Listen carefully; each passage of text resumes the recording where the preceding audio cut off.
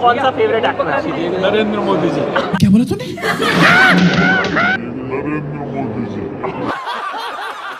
कौन सा favourite actor है? नरेंद्र मोदी जी। क्या बोलता है? कुछ भी बोलता है। कल राजस्थान की राजनीति में कुछ ऐसा हुआ जिसने सोशल मीडिया पर हंसी ठिठोली का एक नया मौका दे डाला।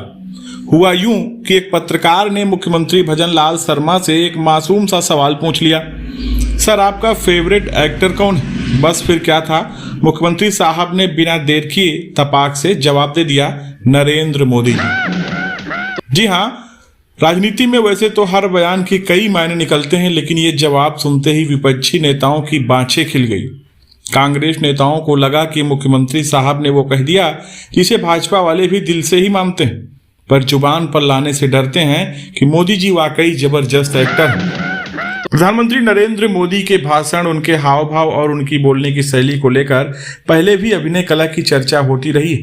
चाहे चुनावी रैलियों में इमोशनल भाषण हो, मन की बात हो, जनता से संवाद हो या कभी कभी आंसू बहाकर माहौल बनाना हो, मोदी जी ने हर मंच पर अपनी अदाकारी का जलवा बिखेरा है। अब जब खुद भाजपा के मुख्यमंत्री उन्हें फेवरेट एक्टर बता रहे हैं तो विरोधियों के लिए इसे लपकना जरूरी था। कांग्रेस नेता सुप्रिया श्रीनेत ने चुटकी लेते हुए ट्वीट किया है कि पत्रकार का सवाल, आपका फेवरेट एक्टर कौन है? राजस्थान के मुख्यमंत्री का जवाब है नरेंद्र मोदी। इसी बात को पुष्टि करते हुए पवन खेड़ा ने भी जोरदार हमला बोलते हुए कहा, आपने ठीक कहा है भजनलाल जी, मोदी जी एक अच्छे एक्टर हैं, लेकिन क्या आपको नहीं लगता कि कई बार वे ओवर एक्टिंग करने लगते हैं? अब ये ओवर एक्टिंग वाली बात सुनकर कुछ लोग सोचने लगे कि पवन खेड़ा इशारा किस तरफ कर रहे हैं। क्या वो चुनावी भाषणों की बात कर रहे हैं जहां मोदी जी हर बार खतरे में लोकतंत्र और मैं गरीबों का बेटा हूं जैसे डायलॉग मारते हैं? इस पूरे प्रकरण में भाजपा थोड़ा असहज महसूस कर सकती, क्योंकि एक तरफ मोदी जी को अभिनेता बताने का मतलब ये हो सकता है कि उनकी राजनीतिक छवि अभिनय पर टिकी, न कि असल कामों पर। दूसरी तरफ भाजपा समर्थकों को इसमें कोई बुराई नहीं दिखती, क्योंकि एक अच्छा नेता वही होता है जो जनता से जुड़ने के लिए प्रभावी संचार करे, और उसमें मोदी जी का कोई जवाब नहीं। लेकिन कांग्रेस इस मौके को छोड़ने के मूड में नहीं दिखती।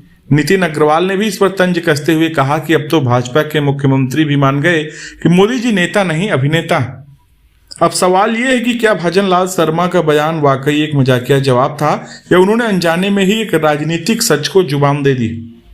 ये तो आने वाले दिनों में उनके बयान पर भाजपा की प्रतिक्रिया से साफ होगा। लेकिन एक बात तो तय है, राजनीति भी एक थिएटर ही है जहां हर नेता को अभिनय करना आता है। कुछ असली किरदार निभाते हैं तो कुछ सिर्फ डायलॉग डिलीवरी में ही माहिर होते हैं। तो जनाब, इस पूरी कहानी का निष्कर्ष यही है कि राजनीति और सिनेमा में ज्यादा फर्क नहीं, फर्क सिर्फ इतना है कि सिनेमा में टिकट खरीद कर मनोरंजन करना पड़ता है और राजनीति में वोट देकर। फिलहाल इस पर आपकी क्या प्रतिक्रिया है? आप अपनी राय कमेंट में साझा करें। धन्यवाद।